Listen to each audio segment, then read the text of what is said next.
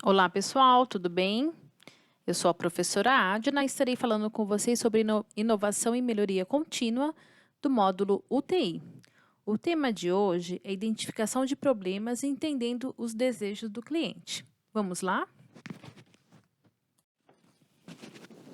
Então, vamos falar um pouco da identificação de problemas e entendendo os desejos do cliente. Vamos usar uma metodologia chamada de 4 ações, que é baseado nos requisitos do cliente e do processo. Lembrar sempre que nosso cliente é o cliente externo, nosso paciente. E o processo é sempre tudo que nós fazemos para esse cliente. E as melhorias que aqui serão geradas saem das indicações do desejo do cliente externo. Lembramos dos casos que nós já falamos nas aulas anteriores, os desejos de mudança, de melhorias do processo. Este método, chamado de 4 ações, ele requer 2 passos muito principais. O primeiro passo é saber do que o cliente, como ele valoriza cada atributo do produto ou serviço que recebe como resultado do processo. De preferência também para os próximos tempos, desde que o redesenho que estamos fazendo não é para curto prazo somente. Ou seja, vamos aplicar isso no nosso dia a dia. O primeiro passo é saber o que realmente o cliente valoriza a cada atributo do produto, do serviço, ou do serviço prestado, o que para ele é importante. Muitas vezes, para o paciente, é mais importante ele saber entender todas as rotinas realizadas no nosso fluxo durante o atendimento dele, durante a admissão numa unidade. É mais importante, às vezes, do que ele receber a própria medicação. Ele compreender para que serve aquela medicação. Então, nós temos que pensar nessa identificação de problemas a longo prazo.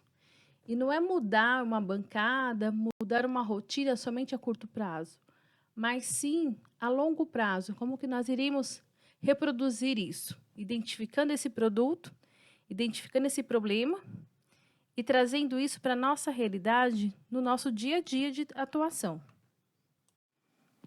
Quando nós medimos e entendemos o desejo do cliente, nós podemos transformar isso em gráfico. Nós temos vários serviços hoje em dia que tratam da experiência do paciente, da experiência do cliente, serviços de ouvidoria, em várias instituições. E aí nós temos um gráfico onde demonstra os requisitos do processo. O processo, como eu expliquei, pode ser de várias atuações dentro da nossa rotina do trabalho. E como consequência dessa declaração do cliente, devemos agora comparar os requisitos dele, que aí é a curva pontilhada, com a forma como o processo já está sendo atualmente realizado, que é essa curva aí mais contínua. Então, a gente sempre faz essa comparação, como que foi o atendimento desse paciente e o que ele pontua que poderia melhorar. Deste jeito, a gente consegue identificar as nossas falhas ou não, mas às vezes não são falhas do processo em si, mas do modo como esse processo é abordado. Então, como funciona esse modelo das 4 ações? Nós temos aí 4 ações. Uma ação é reduzir abaixo dos padrões setoriais, a outra ação é criar algo nunca oferecido, a outra ação é elevar, bem acima dos padrões setoriais, dos padrões atualizados, e a outra é eliminar consideráveis situações indispensáveis. Para isso, nós vamos ter uma nova curva, uma curva de valor, uma curva de experiência do paciente, uma curva de agregação de valores. Nas nossas vídeos anteriores que nós mostramos situações onde houve um erro no processo e com as melhorias implantadas conseguimos atingir e elevar os padrões. Então, primeiramente, a gente vai pensar no que nós poderíamos reduzir de situações, o que nós poderíamos estar criando situações para melhorar essa produção, esse fluxo, esse atendimento, o que nós iríamos eliminar das nossas rotinas E o que hoje é feito, que nós poderíamos elevar ainda mais essa qualidade. Então, nessas matrizes, nós chamamos isso de tudo de matriz de apoio, de experiência do paciente, nós temos um modelo simples, chamado de modelo de 4 ações. Esse modelo nós também podemos utilizar no nosso dia a dia, pensando coisas como o que eu posso reduzir, o que eu posso criar, eliminar, elevar. Então, é uma matriz que pode ser utilizada de várias maneiras e é utilizada muito casualmente dentro da área hospitalar. Então, vamos explicar um pouquinho mais sobre esse modelo, né? Primeiro pensamento é questionar o cliente sobre o que está sendo feito e o que poderia deixar de ser feito, a fim de eliminar alguns requisitos no futuro próximo ou a médio prazo. Naturalmente, ao se eliminar algum requisito que o cliente tenha indicado, o processo será mais simplificado e algumas atividades operacionais poderiam deixar de ser feitas. Se assim for feito, teremos atingido uma desejável simplificação. Muitas vezes, há algumas situações onde o cliente, o paciente, ele participa desse modelo, onde o setor de núcleo de segurança e qualidade do paciente, núcleo de experiência do paciente, vai abordar o paciente, vai perguntar o que ele achou de complicado, que poderia ser mais simplificado, o que ele achava que poderia melhorar o processo. E muitas vezes o paciente dá essa sugestão. Olha, eu fiquei esperando um exame, mas se tivessem me informado o horário certo, eu chegaria aqui, fiquei 1 hora esperando esse exame, mas se tivessem me informado o horário correto, eu ficaria esperando somente 15 minutos. Então, vamos considerar um outro exemplo, um exemplo mais prático, como uma embalagem de um produto. Se o cliente concorda em não receber mais o produto embalado, estaríamos eliminando todos os processos relacionados à embalagem, a parte de desenvolvimento, fabricação e produção, onde o produto seria colocado dentro de uma embalagem, parte de logística, pois seria diferente transportar com ou sem embalagem. Essa é a primeira etapa, o questionamento. Podemos deixar de fazer alguma coisa? Lembrando que nós estamos falando de uma área muito de gestão, gestão de experiência do paciente. E o técnico de enfermagem também é atuante nesse papel, porque muitas queixas do paciente, do cliente, ele está inteiramente envolvido. E ele muitas vezes tem a solução, junto com o paciente. Então, por isso que é uma disciplina também aplicada na parte de técnico de enfermagem. Ainda assim, pensando no exemplo da embalagem, e se não for possível ou não conseguimos deixar de usar a embalagem? Passamos para a segunda etapa de análise e questionamos se não é possível fazer uma embalagem mais simples. Novamente, se isto se configurar como verdadeiro, certamente irá representar uma economia. Trata-se de questionar o cliente e chegar a uma conclusão se ele se daria por satisfeito sem impacto maior caso a embalagem fosse mais simples do que é hoje. Para a organização, resultaria em custo mais baixo, se isso se configura como verdadeiro e for aceito ao paciente. Teríamos encontrado a vertente de solução. Então, a gente tem que pensar, puxa, mas esse fluxo eu não posso mudar. Mas será que eu posso simplificar? Ou utilizar algo que seja mais barato? Por exemplo, muitas vezes, algumas instituições utilizam o mesmo produto, um produto com uma tecnologia menos avançada, mais barato, mas que faz o mesmo efeito de um outro produto mais caro. E o cliente também está satisfeito, porque para ele o importante é ter, ele conseguir ser atendido adequadamente com o material necessário. Então, a gente também pensa por isso. Tem que se questionar, se eu não tenho aquilo, será que se eu modificar, colocar algo mais simples, mas desde que eu mantenha a qualidade, não vai surgir o efeito satisfatório? E então, vamos para uma próxima etapa. Se a resposta for não, a embalagem não pode ser mais simplificada. Então, se passa para o terceiro aspecto. E se fizermos melhor do que fazermos hoje? O cliente vai ser impactado positivamente e estará disposto a nos conceder algum benefício adicional? Por exemplo, comprar mais, pagar mais por uma embalagem melhor. É um questionamento de melhorar o produto. Nesse caso, a embalagem, que foi nosso exemplo, por um custo melhor, pelo benefício, que se poderia obter em consequência disso. De novo, essa terceira etapa pode ter resposta positiva ou negativa. Nós temos isso muito embasado em algumas instituições particulares, onde eles estão sempre tentando atrair o cliente para manter este cliente dentro da carta de pacientes, né, de conveniados. Então, tem sempre que trazer um benefício adicional, né, para estar captando, envolvendo esse cliente cada dia mais dentro da sua área. E aí nós temos uma quarta etapa, né? Como nós falamos, são 4 fases do processo para ter uma curva neste modelo de 4 ações.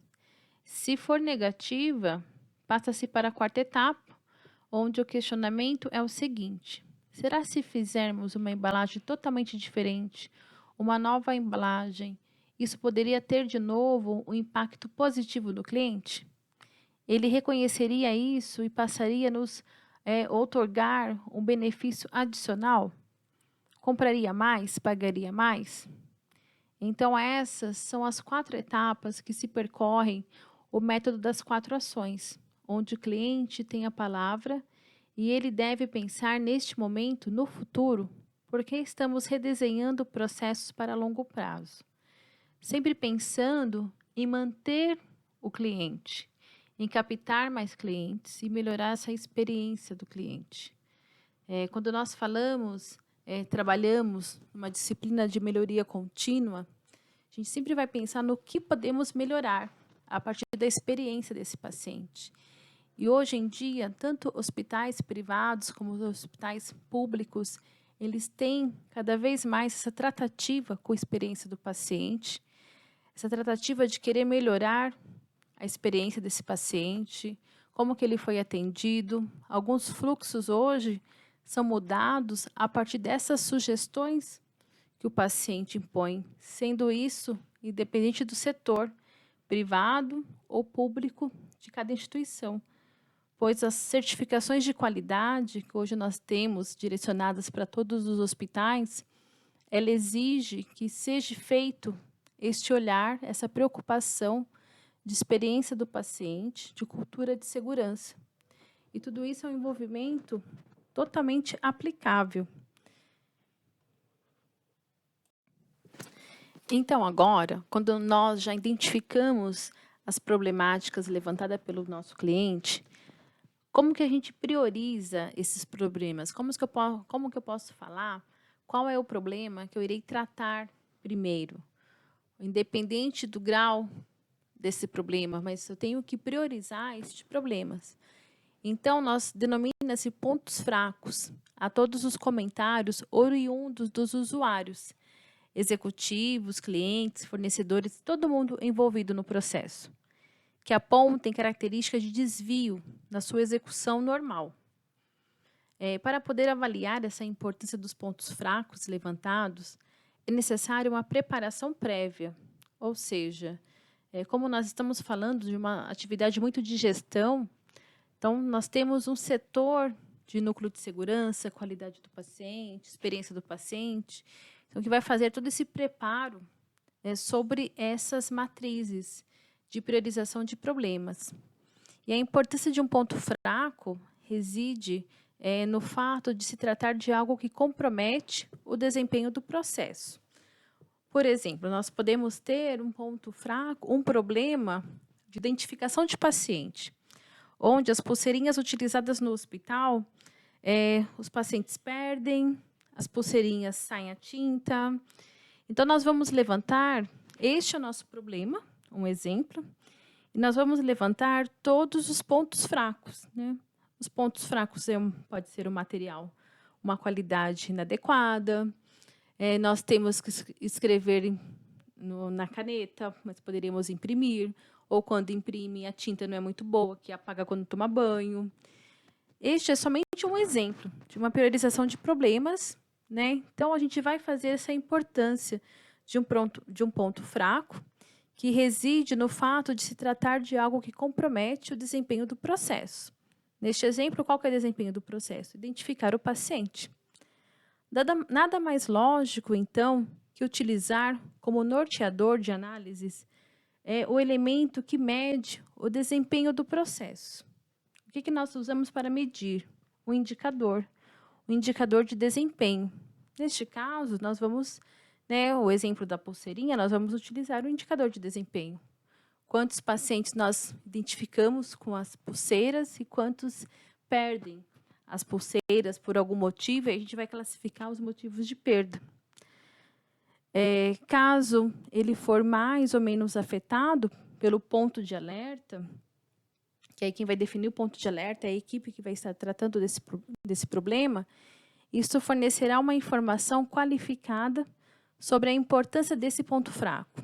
Ou seja, se realmente, neste caso, se for observado que o ponto fraco é a qualidade da pulseira, então, nós temos que dar uma atenção para essa qualidade, pela importância desse ponto fraco.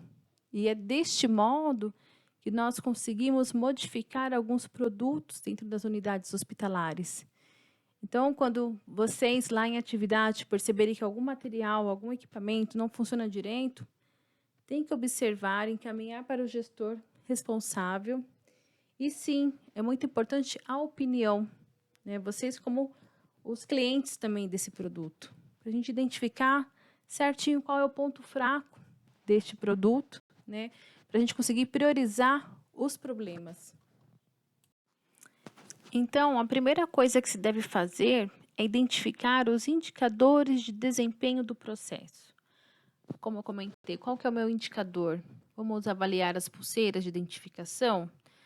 Caso eles não existam, não há indicador, é necessário identificar os mais apropriados e criá-los. Tem que criar indicador, porque somente assim a gente vai mensurar sobre a eficácia ou não deste produto, ou deste procedimento, ou do processo como um todo. Feito isso, é necessário analisar a relação de importância entre eles. O que é isso? Eu vou avaliar cada passo, cada item do indicador. Porque, normalmente, todos os indicadores de desempenho não são igualmente importantes. Há sempre aquele ponto principal da minha análise. Então, a gente tem que deixar bem claro todas as problemáticas.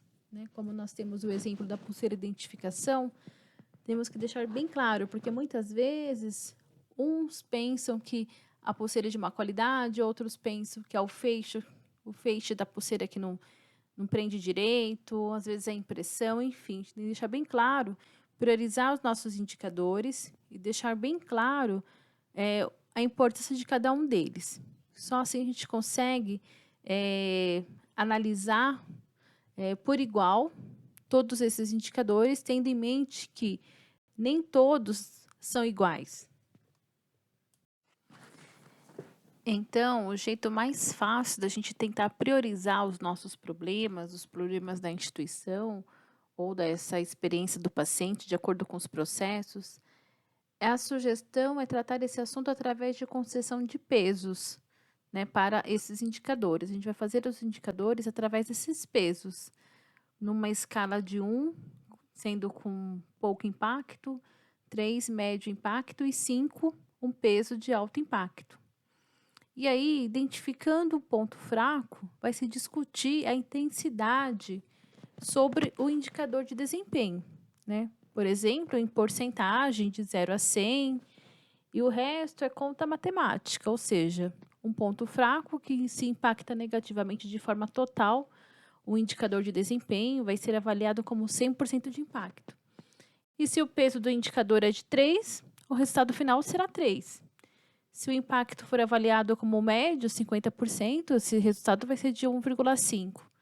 E assim sucessivamente. Nós vamos avaliar todos os pontos fracos. Por exemplo, na nossa problemática das pulseiras de identificação do paciente. O fecho da pulseira vai ter um peso de 5, ele tem um alto impacto nesse desempenho. Né?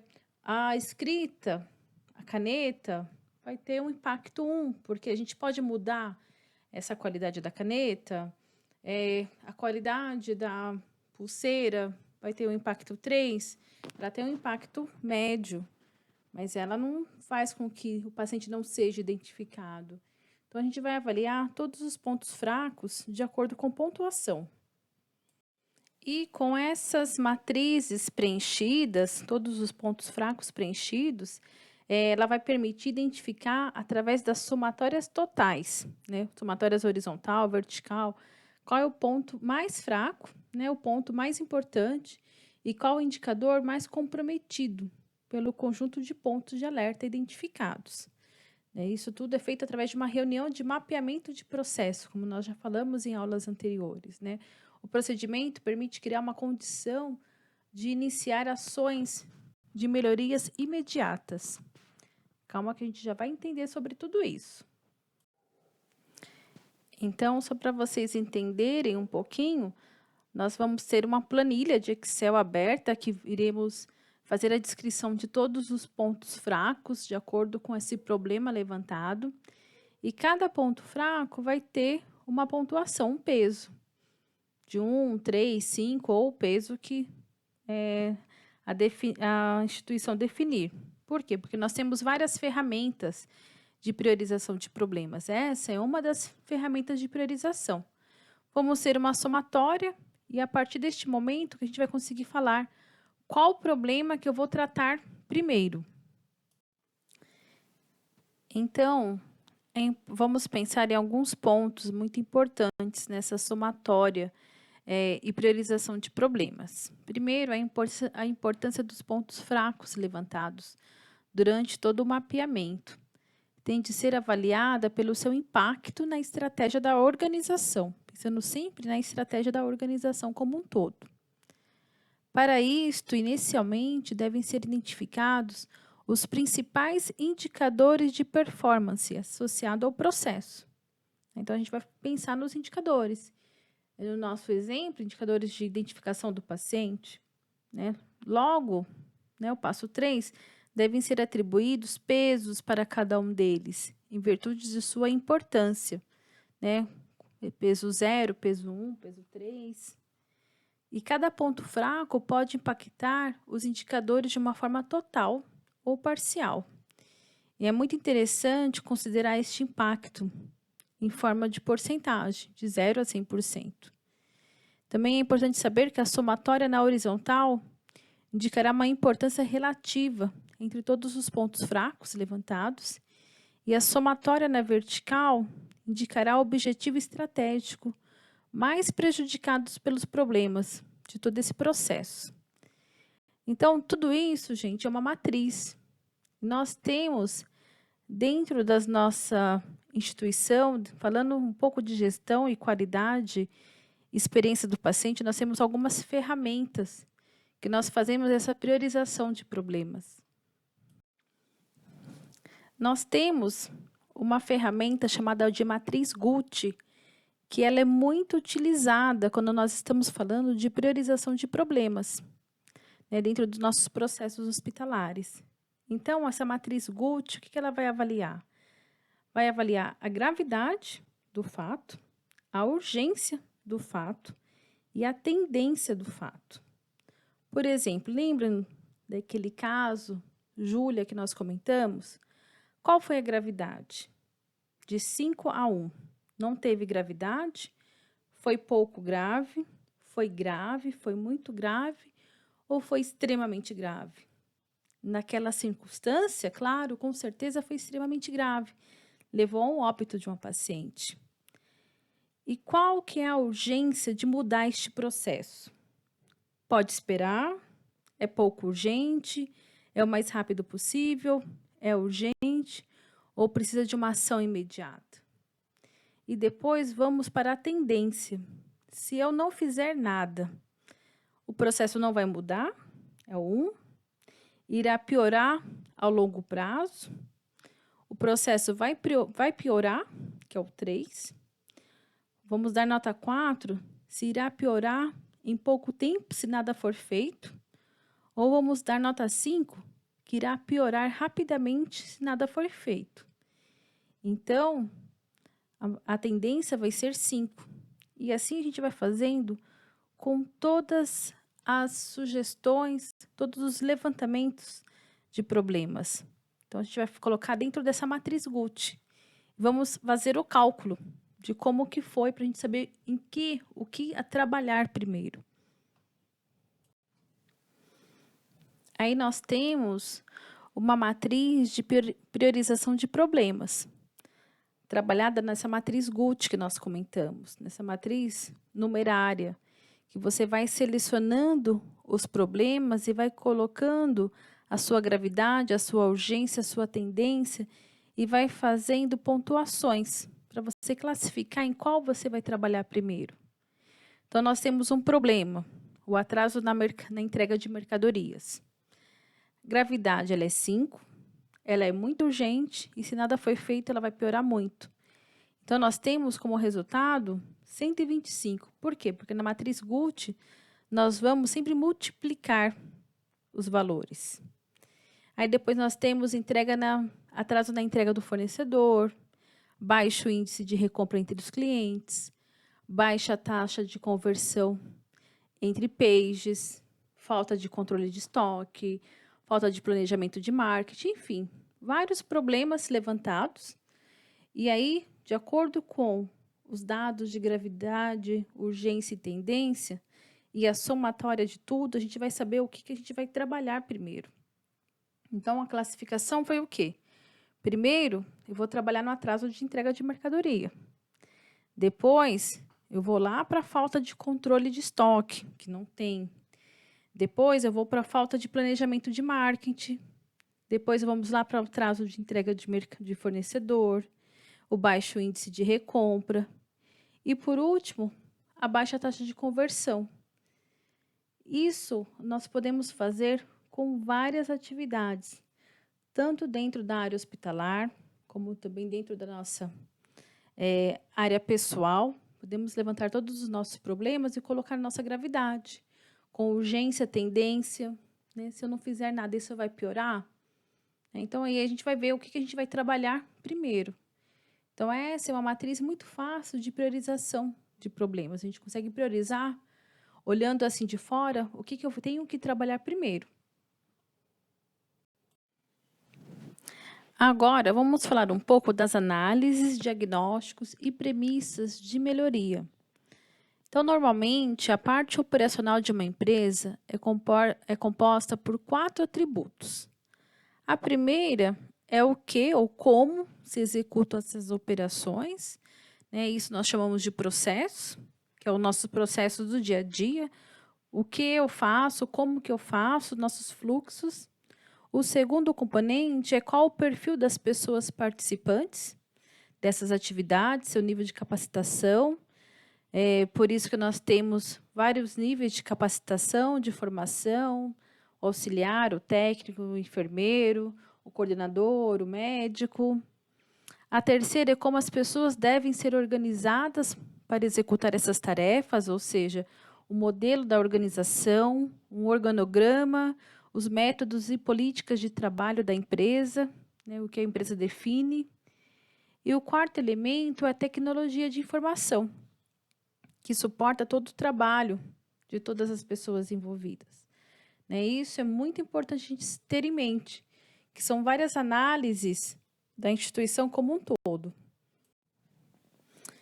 E para realizar a análise e o diagnóstico correto da situação, temos o mapeamento do processo, que nós já vimos, as críticas, que nós também já observamos nos contextos e vídeos apresentados, a matriz de pontos fracos elaborada, né, nossa matriz Guth, nossa planilha de pontos fracos, o que vai ser feito primeiro, e as sugestões de melhoria que devem ser também é parecido, tem que ser pontuado.